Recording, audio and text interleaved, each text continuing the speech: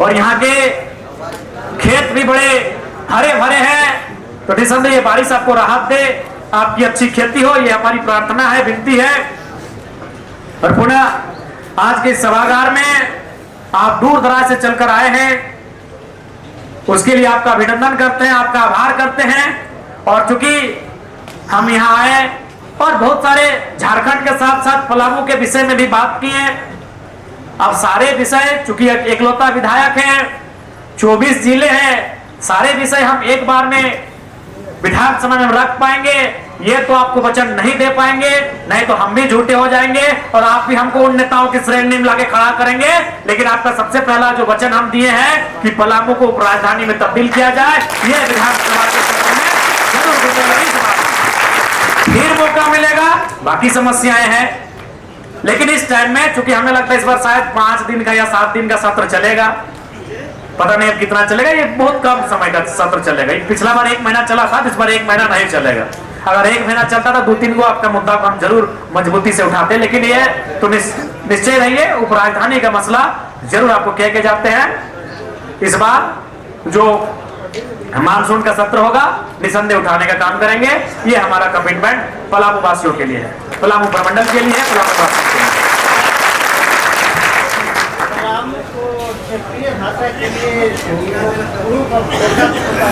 देखिए हम तो निसंदेह सरकार से तब भी और आज भी कहते हैं कि झारखंड का जो बनावट है वो विभिन्न भाषाओं के लिए है। धनबाद बोकारो में जो भाषाएं बोली जाती है वो शायद गढ़वा पलामू में ना बोली जाती है। गढ़वा पलामू में जो भाषाएं बोली जाती है वो शायद गिरिडीह देवघर में ना बोली जाती हो। तो इसलिए आज तमाम लोकतंत्र के मीडिया हाउस बैठे, आपके माध्यम से मैं सरकार को, चूंकि मैं सरकार का ही अंग हूं, अंग नहीं मैंने सरकार, चूंकि हम भी विधानसभा के सदस्य हैं, मैं सरकार को यह संदेश देना चाहूंगा कि भाषा विद का गठन किया जाए। जिलावार आप भाषा का सर्वे करें, अगर जिला भी कम पड़ रहा है तो आप जाके प्रखंड में सर्वे करें। और झारखंड के मूलवासी जो इस विभाग के ओरिजिनल लोग हैं वो किस भाषा में बात करते हैं, किस भाषा को समझते हैं, आप प्रखंड वाइज जाके सर्वे करें। और जो नियुक्तियां आएंगी, चाहे वो झारखंड संबंधित जेटेट हो या जेएसएससी हो या झारखंड की जो भी नौकरी आएंगी, उनमें उन भाषाओं को उनके प्रखंड और जिला के आधार पे आप मान्यता दें, ये सरकार सही है।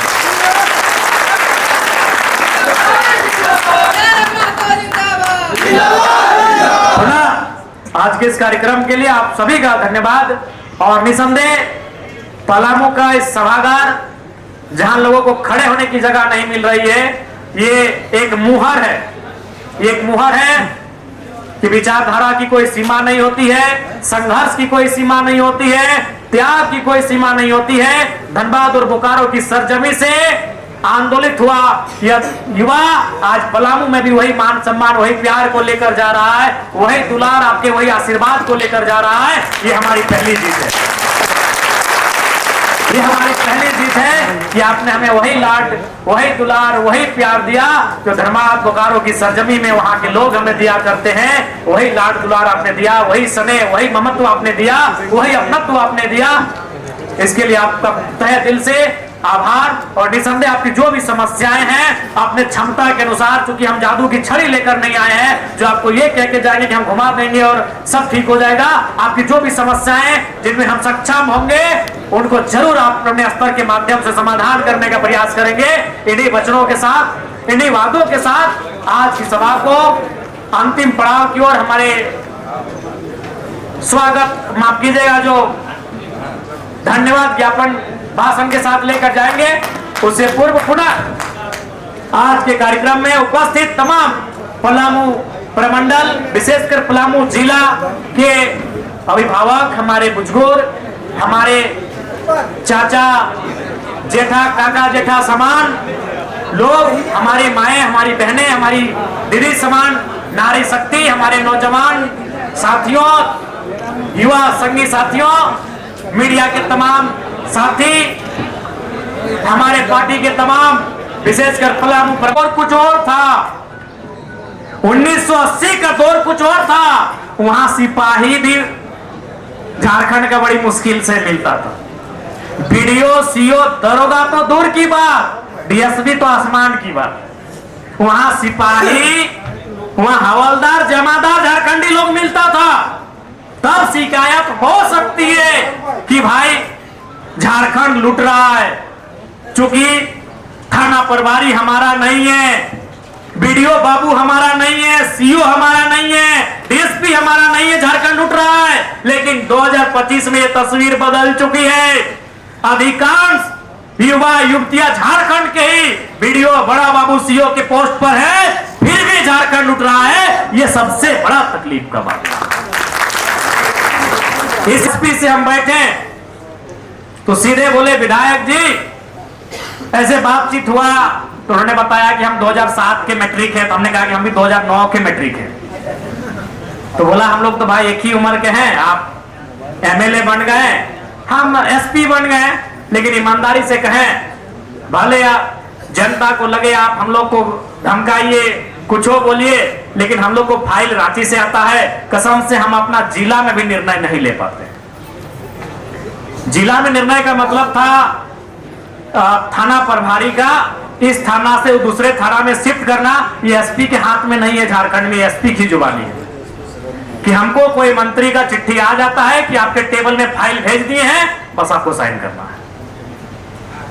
तो जब तक इन व्यवस्थाओं को बदलने के लिए आपको विधायकों की संख्या बढ़ानी होगी, आपको सरकार में आना होगा, सत्ता को जानना होगा, सत्ता को समझना होगा, सत्ता को चलाना होगा, ये व्यवस्थाएं बदलेगी।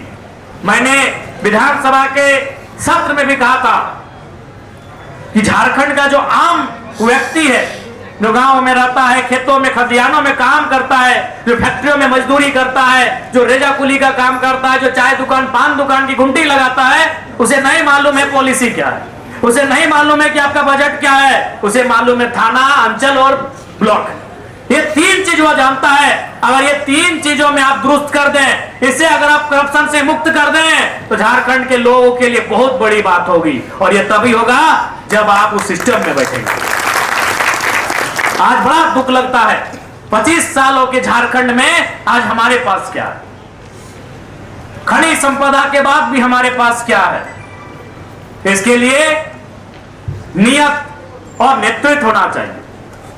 इनकी नियत नहीं है और ना ही नेतृत्व है। अगर नियत और नेतृत्व अगर सटीक हो जाएगी तो हमें लगता है कि हमारा झारखंड राज्य कम से कम टॉप 5 के पायदान में जरूर आएगा। हमारे पास बहुत ही संसाधन है, बस हमारे पास नियत और नेतृत्व की कमी है। इसलिए आपसे अनुरोध है, आप सभी से आग्रह है कि आने वाले चुनाव में कम से कम युवाओं को नेतृत्व का ऐसा अवसर दे कि अपनी काबिलियत से, अपने सामर्थ्य से इस राज्य को बदलने का हुनर रखे। आपको यह प्रयास करना होगा। आज पलामू की पावन धरती में कहना चाहेंगे, आज अभी हमारे बहुत सारे भाई लोग चतुर्थ वर्गीय जो कर्मचारी की बहाली है, जिसमें जिला स्तरीय बहाली की बात आई, बहुत सारी शिकायतें आई। आज मैं उनको स्पष्ट कहना चाहूंगा, निसंदेह आपके जो पत्र ज्ञापन के माध्यम से हमें प्राप्त हुए हैं, निसंदेह उस पर हम लोग का जो भी प्रयास बनेगा, चाहे वो जिला स्तरीय प्रयास होगा या राज्य स्तरीय प्रयास होगा, उस पर हम लोग कमी नहीं रखेंगे। और आज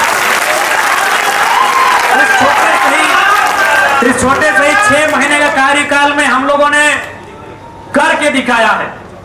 चाहे जेपीएससी के चेयरमैन नियुक्ति का मामला हो, सदन में हमने सवाल उठाया, 1 सप्ताह में चेयरमैन को नियुक्त किया गया।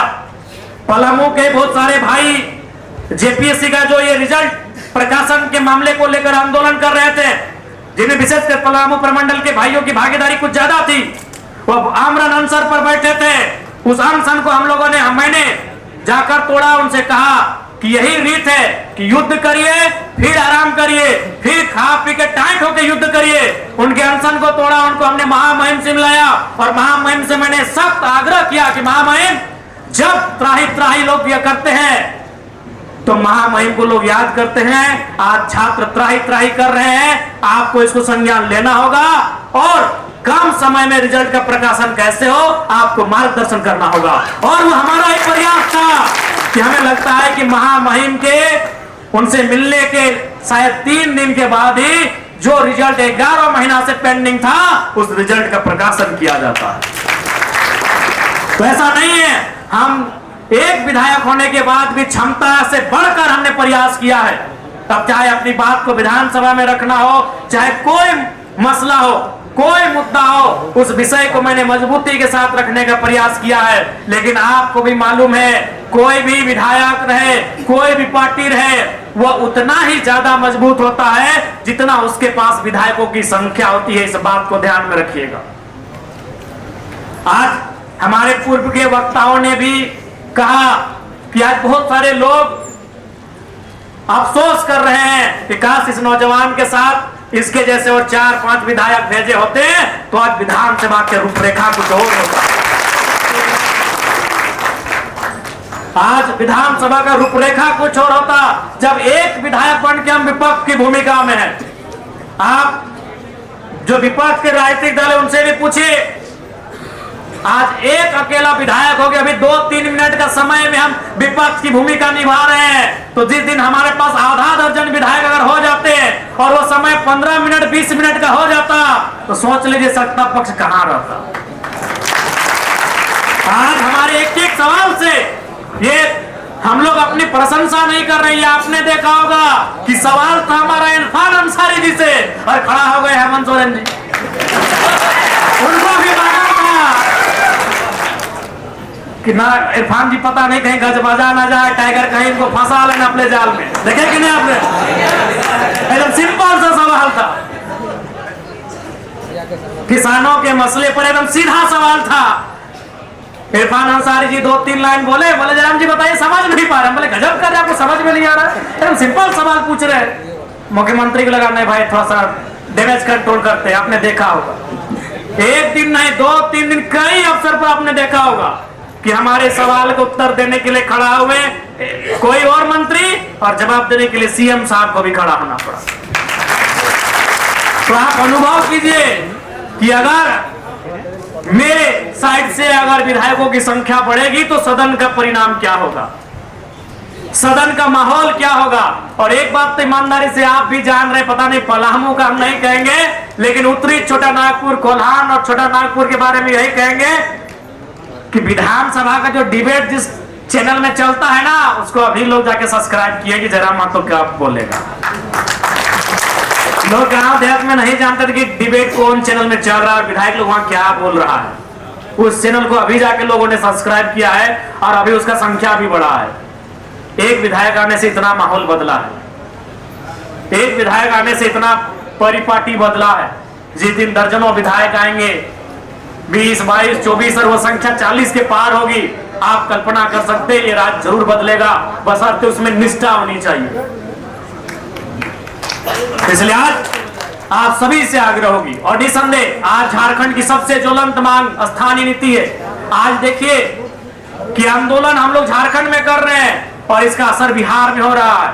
बिहार में नेता प्रतिपक्ष माननीय तेजस्वी साहब कह रहे हैं कि हम अब बिहार में अगर सरकार बनेगी तो बिहार की जो नौकरियां हैं वो 100% बिहारियों को दी जाएंगी। आंदोलन झारखंड में हो रहा है, असर बिहार में हो रहा है। आज जन स्वराज पार्टी आज अपने जब कैंपेन में जाती है, चुनाव कैंपेन में, वो जाके झारखंड के 80 विधायक नहीं, एक लौटे विधायक के उदाहरण को रखती है कि झारखंड की असेंबली में एक नया विधायक आया है गरीब घर का, जाइए उसको सुनिए, उसको देखिए कैसे अकेले वो सदन में जनता की बातों को उठाता है। आंदोलन हम झारखंड में कर रहे हैं, असर बिहार में हो रहा है, ये आपसे छुपा नहीं है। इसलिए आज इस राज्य की आवश्यकता है स्थानीय नीति, इस राज्य की आवश्यकता है नियोजन नीति, इस राज्य की आवश्यकता है तमाम वो नीतियां जिस राज्य को मजबूत कर सके। इसलिए उस दिशा में अगर हमें बढ़ना है तो आपको राजनीति में बदलाव करने ही होंगे। ये आज से आपसे अपील करने के लिए आए हैं।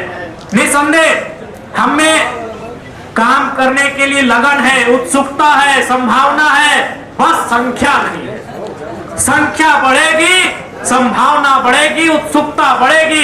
इसलिए आपसे आग्रह है एक बार जरूर आत्ममंथन करें, जरूर आत्मचिंतन करें कि इस बार झारखंड की राजनीति की जो परिपाटी है उसे बदलना है या नहीं बदलना है। यह धरती वीरों की धरती है, चाहे वो नीलांबर पीतांबर रहे, राजा मेदिनी राय रहे या गणपत बाबू रहे, अनगिनत किस्से इस मिट्टी से जुड़े हैं, अनगिनत आंदोलन की दास्ता को इस मिट्टी ने देखा है। लेकिन आज हमारी सूझबूझ नहीं होने के कारण, आज राजनेताओं में विजन नहीं होने के कारण उस गौरवशाली परंपरा को, उस गौरवशाली इतिहास को मिट्टी में मिलाने में लगे हैं। तो आज हमें आवश्यकता है आगे आकर अपने कर्तव्य के अनुपालन करने की आवश्यकता है। ये पलामू की धरती में हम एक एक जनवासी से, एक एक जनता जनार्दन से कहना चाहेंगे और आपसे पुनः कहेंगे, ऐसा नहीं है आप जेल कैंप पार्टी को लेकर, आप जयराम महतो के नेतृत्व को लेकर फैसला करने में भी 4 साल समय है। तब तक आप हमारे कार्यक्रमों को, आप हमारे क्रियाकलापों को, आप हमारे जो तौर तरीके हैं उनको बिल्कुल पूरा 4 साल अध्ययन करके ही अब निर्णय लीजिएगा। जल्दबाजी में कोई निर्णय मत लीजिएगा। हम लोग खौफा हुआ लीडर बनने नहीं आए हैं, हम लोग जबरन आपसे वोट मांगने या राजनीति करने नहीं आए हैं। आपको समय दे रहे हैं कि आप समय लें, आप अपने मस्तिष्क का उपयोग करें। क्योंकि हम अभी शादी ब्याह 2-4 को बचले हैं, 3 महीना से हम लोग लड़का लड़की देख रहे हैं। मौसा अलग गए हैं, मामा अलग गए हैं, फूफा अलग गए हैं, जीजाजी अलग गए हैं। जब अपना बेटा या बेटी का विवाह करना है, उसके लिए हम इतना समय ले रहे हैं, तो अपने राज की बागडोर किसी को देना है तो उसके लिए भी समय लेने की आवश्यकता है। उसके लिए भी आपको सोचने की आवश्यकता है। आप सोचिए, जिसको भी देना है, जिसके भी हाथों में नेतृत्व देना है, आपको सोचने की आवश्यकता है। आज